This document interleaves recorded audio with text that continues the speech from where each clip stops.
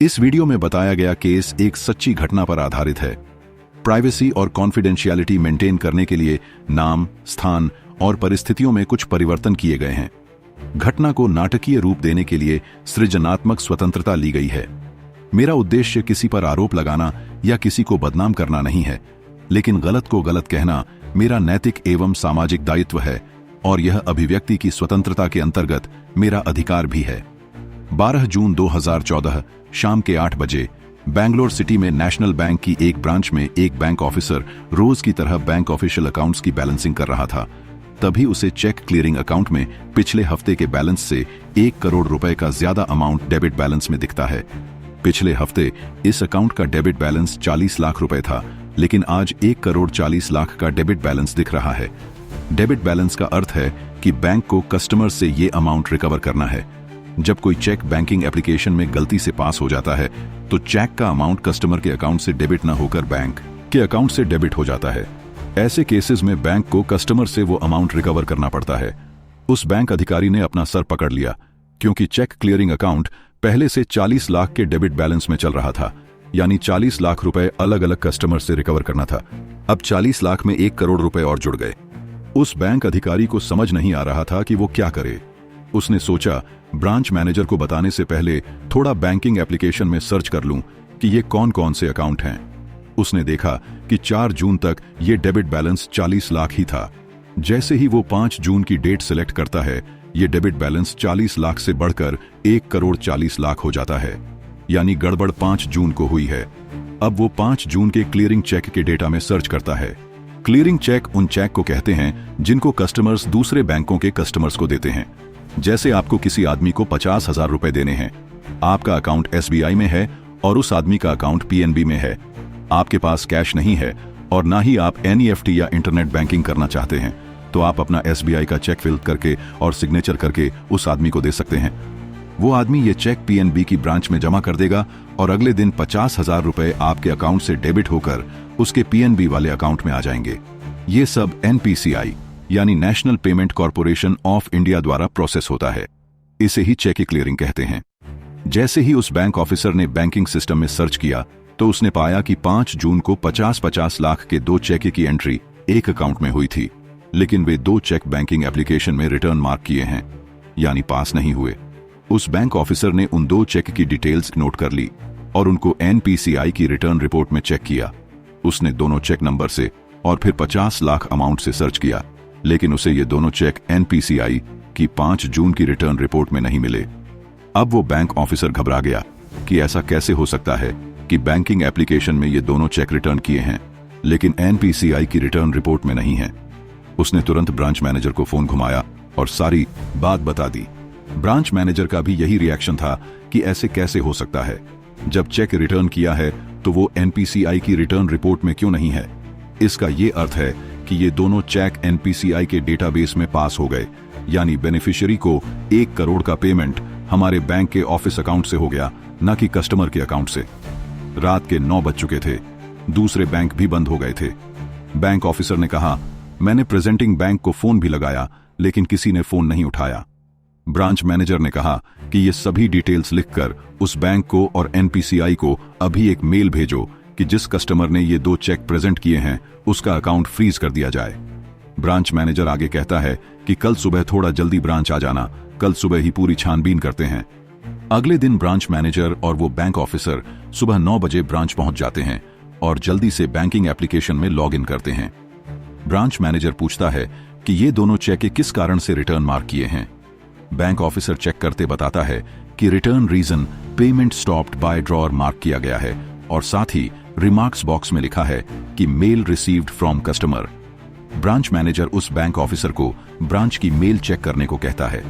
Bank officer branch की mail open करता है और सर्च करता है तो देखता है कि कल यानी 5 जून को 11:30 बजे एक कस्टमर का मेल आया है जिसमें उसने इन दोनों चेक को पास नहीं करने को कहा है।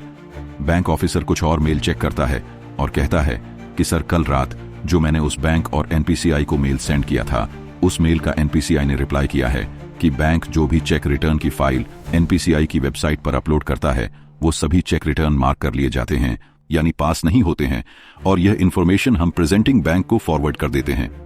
50-50 लाख के वे 2 चेक की डिटेल्स एनपीसीआई की वेबसाइट पर अपलोड ही नहीं हुए हैं। इसलिए चेक क्लियरिंग सिस्टम में दोनों चेक्स को पास मान लिया गया है। ब्रांच मैनेजर कहता है कि ऐसे कैसे हो सकता है। बैंक ऑफिसर कहता है कि मैं कल की रिटर्न फाइल चेक करता हूं। अब ब्रांच मैनेजर और वो बैंक ऑफिसर शॉक हो जाते हैं, क्योंकि उन दोनों चेक की डिटेल्स रिटर्न फाइल में है ही नहीं। जब दोनों चेक की डिटेल्स रिटर्न फाइल में नहीं है, इसलिए ये दोनों चेक एनपीसीआई की वेबसाइट पर अपलोड नहीं हुए। बैंक ऑफिसर बैंकिंग एप्लीकेशन से 5 जून की रिटर्न फाइल फिर से डाउनलोड करता है। बाकी दूसरे रिटर्न चेक्स की डिटेल्स उस फाइल में थी, केवल ये दोनों चेक की डिटेल्स डाउनलोड नहीं हुई। अब दोनों को समझ आ गया कि बैंकिंग एप्लीकेशन में कोई ग्लिच है। ब्रांच मैनेजर ने तुरंत प्रेजेंटिंग बैंक के ब्रांच मैनेजर को फोन लगाया और कहा कि कल रात को हमने आपको एक मेल सेंड की थी, क्या आपने वो अकाउंट फ्रीज किया? प्रेजेंटिंग बैंक का ब्रांच मैनेजर कहता है कि उस अकाउंट में अभी केवल 2 लाख रुपए हैं। 50-50 लाख के उन दोनों चेक का अमाउंट तो 6 जून को ही इस अकाउंट में आ गए थे और अगले ही दिन कस्टमर ने अपने अकाउंट से 1 करोड़ रुपए विथड्रॉ भी कर लिया। प्रेजेंटिंग बैंक का ब्रांच मैनेजर कहता है कि आपने उस दिन क्यों नहीं बताया? अब तो 1 हफ्ता बीत चुका है। अब इस बैंक के ब्रांच मैनेजर ने बैंक के हेड ऑफिस फोन किया और पूरा इंसिडेंट बताया कि कैसे बैंकिंग एप्लीकेशन में ग्लिच के कारण बैंक को 1 करोड़ का चूना लग गया है। हेड ऑफिस वालों ने उत्तर दिया कि पूरी डिटेल्स मेल लिखकर सेंड करो, हम इन्वेस्टिगेट करते हैं। ब्रांच मैनेजर ने सोचा कि दोनों कस्टमर से बात करता हूं। पहला, उसके बैंक का कस्टमर जिसने 50-50 लाख के 2 चेक इश्यू किए, लेकिन स्टॉप पेमेंट का इंस्ट्रक्शन देकर पेमेंट रुकवा दी। दूसरा, बेनिफिशियरी कस्टमर जिसे 2 चेक इश्यू किए गए थे। पहले कस्टमर के कहा कि मुझे अपने बिजनेस में अर्जेंट पेमेंट करनी थी, इसलिए मैंने सोचा कि उस आदमी का 1 करोड़ का पेमेंट बाद में करता हूं, इसलिए आपकी ब्रांच को स्टॉप पेमेंट का मेल भेजा। दूसरे कस्टमर ने कहा कि उस आदमी ने मुझसे 2 साल पहले बिजनेस के लिए ये कहकर लोन लिया था कि 1-1.5 साल में वापस कर दूंगा, लेकिन पूरे 2 साल बाद अब जाकर वापस किया उसने। ये मेरा खुद का पैसा है जो उसे वापस करना था। यदि उसने स्टॉप पेमेंट का इंस्ट्रक्शन दिया था तो फिर आपके बैंक ने मुझे वो अमाउंट ट्रांसफर क्यों किया? आपके बैंक की गलती है। ब्रांच मैनेजर को समझ नहीं आ रहा था अब वो क्या करे। 1-2 दिन में हेड ऑफिस इस ब्रांच को मेल करता है कि माना बैंकिंग एप्लीकेशन में हाई वैल्यू अमाउंट वाले क्लियरिंग चेक का रिटर्न डेटा डाउनलोड नहीं हुआ, लेकिन आपकी ब्रांच ने ये इंश्योर क्यों नहीं किया कि 50-50 लाख के वे 2 चेक एनपीसीआई को रिटर्न हुए कि नहीं? क्या आपकी ब्रांच ने 5 जून की शाम को चेक के रिटर्न का डेटा रिकंसाइल किया था? क्या ये चेक किया कि जितने क्लियरिंग के चेक के बैंकिंग एप्लीकेशन में रिटर्न मार्क किए हैं वे सभी एनपीसीआई में भी रिटर्न हो गए? अब यहां पर ब्लेम गेम शुरू होता है। हेड ऑफिस एक्सेप्ट कर रहा है कि बैंकिंग एप्लीकेशन में ग्लिच है, लेकिन ब्रांच ने मैन्युअली कंफर्म क्यों नहीं किया कि वे दोनों चेक रिटर्न हुए कि नहीं? हेड ऑफिस ने ब्रांच को शो कॉज नोटिस इशू कर दिया कि चेक रिटर्न अपलोडिंग और बैलेंसिंग का काम जिस बैंक ऑफिसर को दिया गया है उसने 5 जून को ही क्लियरिंग अकाउंट क्यों बैलेंस नहीं किया। ब्रांच मैनेजर समझ गया कि हेड ऑफिस उसके ऊपर या उसकी ब्रांच के ऑफिसर पर नेग्लिजेंस का एक्शन ले सकता है। उसने तुरंत इस मैटर की जानकारी बैंक ऑफिसर्स एसोसिएशन को दे दी कि बैंकिंग एप्लीकेशन में टेक्निकल ग्लिच के कारण बैंक को 1 करोड़ का लॉस हो गया, लेकिन हेड ऑफिस वाले इसके लिए हमें जिम्मेदार ठहरा रहे हैं। ऑफिसर्स एसोसिएशन हेड ऑफिस को रिप्लाई करता है कि बैंकिंग एप्लीकेशन में ग्लिच होने के कारण बैंक को 1 करोड़ का लॉस हुआ है। इसका ठीकरा आप उस ब्रांच के किसी बैंक ऑफिसर पर नहीं फोड़ सकते हो। यदि एप्लीकेशन में ग्लिच नहीं होता तो बाकी रिटर्न चेक्स के साथ ये दोनों चेकें भी 5 जून को एनपीसीआई को रिटर्न हो जाते, इसलिए इसमें ब्रांच की कोई गलती नहीं है।